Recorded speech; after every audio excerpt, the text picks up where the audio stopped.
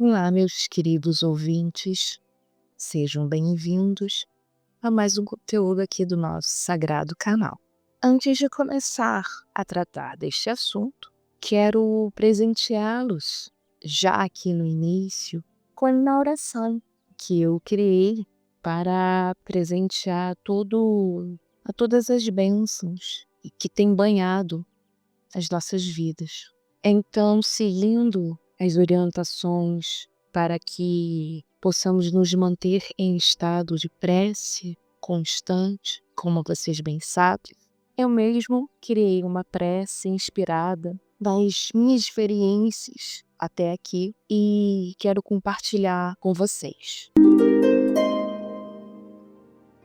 Amados amigos da espiritualidade, erguemos nossos corações em gratidão profunda pelo apoio constante e pelo incentivo silencioso que sempre nos sustentam em nossas jornadas.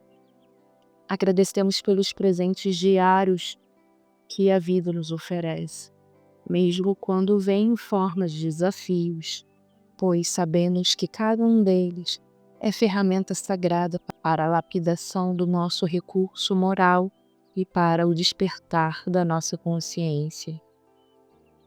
Rogamos, neste instante, aos amigos da luz, que a paz envolva nosso planeta como uma chama que primeiro se acende em nossos próprios corações, irradiando-se em gestos, palavras e pensamentos. Pedimos também pela suavização dos eventos que se aproximam, para que, na medida do possível, sejam permeados pela compaixão e pelo entendimento, permitindo que a humanidade aprenda com amor e não somente com a dor. Reconhecemos com humildade e reverência todos aqueles que nos servem de inspiração, entes queridos, amigos de caminhada, conhecidos ou desconhecidos, espíritos encarnados e desencarnados. É por cada um de vocês que aqui permanecemos firmes, valorizando a dádiva da existência e aproveitando com gratidão a oportunidade única da encarnação presente. Que todo o nosso esforço, toda a nossa dedicação e cada passo dado no bem sejam em homenagem a todos vocês que nos iluminam com exemplos, afetos e presenças.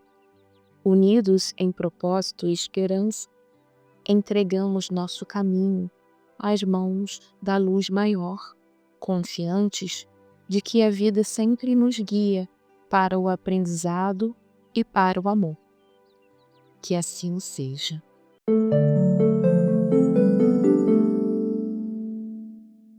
O assunto que trataremos no vídeo de hoje é sobre maiores esclarecimentos a respeito de por que essa vida equivale a 3 vidas. Por mais que tenhamos em alguns vídeos recebido respostas sobre esse assunto, eu ainda tinha algumas dúvidas. Como recentemente eu concluí a leitura de um livro, acabou que parte das minhas dúvidas foram também clarificadas. A entidade que nos deu a honra de nos esclarecer, ela não se identificou pelo nome, mas sim por assinatura energética. Foi muito presente, muito clara, de muita leveza, num tom de um verde claro. E ela começou. Antes de tratarmos do tema, gostaríamos de parabenizar a todos pelas constantes orações que aqui chegam aos montes, iluminando os nossos corações. Cristo havia nos dito que todo o plano está caminhando muito bem. E aqui temos notado que vocês estão se tornando uma verdadeira extensão de nós. Vocês são parte desse grandioso projeto arquitetado amorosamente pelo Divino. Saibam vocês que vibramos em profunda alegria por suas condutas e expressões de amor nele, Tenho mostrado aos irmãos obscurecidos que caminham convosco nesse tempo tão decisivo que a escolha pelo amor é a escolha mais assertiva a ser feita. Eles estão ficando confusos com tão boas vibrações emanando de seus lares e de seus corações. Eles ainda não entendem esta frequência. Mas são vocês que neste tempo possuem o potencial de apresentá-los um fragmento do divino, quando amam uns aos outros, quando se ajudam e quando se perdoam, o que aumenta significativamente o compromisso e a responsabilidade que cada um de vocês devem ter para com suas reformas íntimas. Pois vocês literalmente estão sendo assistidos por muitos. Estamos observando a tão sublime missão do encarnado. Ela começa em vocês e só vocês, neste momento, estão com o poder do amor em seus corações. Poder para ser expressado em suas ações através de suas mentes. Então, meus queridos, façam de sua atual experiência a experiência mais bela a ser usufruída, porque nela habita a luz da compaixão e do amor incondicional. Neste momento me veio a referência de um livro, como eu comentei com vocês, e o curioso é que a chegada desse livro foi um tanto misteriosa, porque todas as compras que eu realizo com muito critério. E quando eu recebi essa encomenda e fui no aplicativo para poder conferir quando, o porquê eu comprei, eu de fato não consegui lembrar.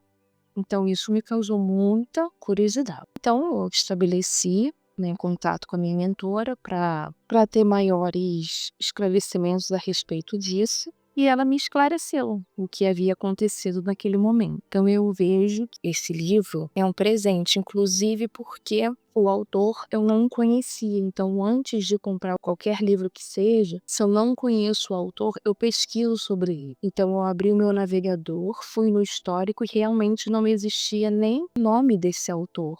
Então reforçou ainda mais que realmente o meu corpo ele foi usado, né, naquele momento ali provavelmente estava navegando no aplicativo e outra consciência ali se uniu, se fundiu a minha para poder realizar essa compra. E assim eu comecei a ler, tem a ver, né, com a questão da transição planetária, nada é por acaso, então tem a ver com o que eles incentivam sobre esse tema, né, que é a prioridade. E eu quero passar para vocês e ler um trecho desse livro que me foi, inclusive, referência para no momento da sessão mediúnica para eu poder repassar essa informação com mais clareza para vocês. Mas antes de prosseguir, se você estiver gostando aqui do nosso conteúdo, eu peço para deixar uma curtida, se não é inscrito, para se inscrever no canal e acompanhar os conteúdos para você não ficar perdido aí nos assuntos, que um se relaciona com o outro, um vídeo se relaciona com o outro, para vocês ativarem o sininho das notificações para se manter sempre atualizados sobre esse nosso tempo tão único. Se tiverem qualquer dúvida ou alguma sugestão, comente também aqui e compartilhe esse vídeo com as pessoas que vocês acreditam que vão gostar também desse conteúdo. O capítulo desse livro que eu vou compartilhar com vocês é um capítulo bem breve, tá? Do livro de Haroldo Dutra Dias, chamado Despertar. E o nome do capítulo, que é o último capítulo, inclusive, se chama Trabalhadores da Última Hora. E o autor começa. No capítulo 18 de A Gênese, Kardec nos fala dos sinais dos tempos. São chegados os tempos, dizem-nos, de todas as partes, marcados por Deus, em que grandes acontecimentos se vão dar para regeneração da humanidade. Quando pensamos em transição planetária, qual é o deadline? Qual é o tempo? É o seguinte: quantos dias tem numa semana? 7.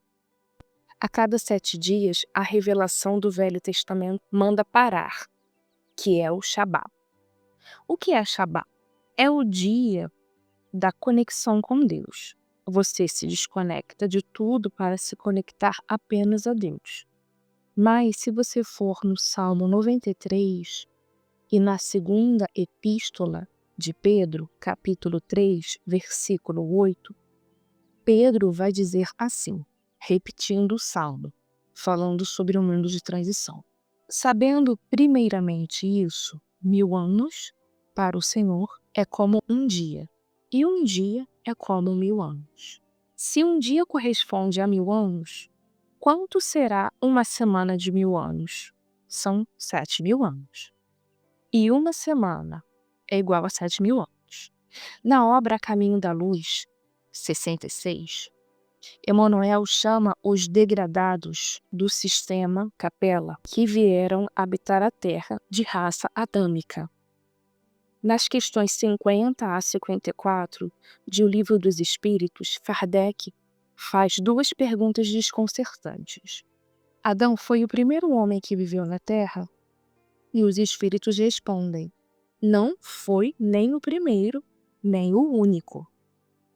A segunda pergunta: em que época viveu Adão? Podemos pensar: não é possível. Será que ele não leu a anterior? O mais incrível é que os espíritos respondem: mais ou menos na época em que lhe assinalais 4000 anos antes do Cristo. Que Adão seria esse? Refere-se ao ciclo do degredo, não ao ciclo todo, porque há 4000 anos antes da vinda do Cristo, começou a última semana do mundo de provas e expiações. Esclarece Emmanuel em A Caminho da Luz que há 4000 anos antes da vinda do Cristo foi feita uma seleção e uma parcela dos espíritos que foram degredados para a terra voltaram para a capela. Quase todos os egípcios, uma parte razoável dos hindus, muito pouco dos hebreus e arianos, ficando a, entre aspas, rapa da panela. Foi nesse momento que começou o projeto de resgate dos caídos pela segunda vez, que é o projeto Resgate de Adão, ou seja, da raça adâmica. 4000 anos antes de Cristo, 2000 anos depois de Cristo, sexto dia. A Terra vai entrar em Shabá.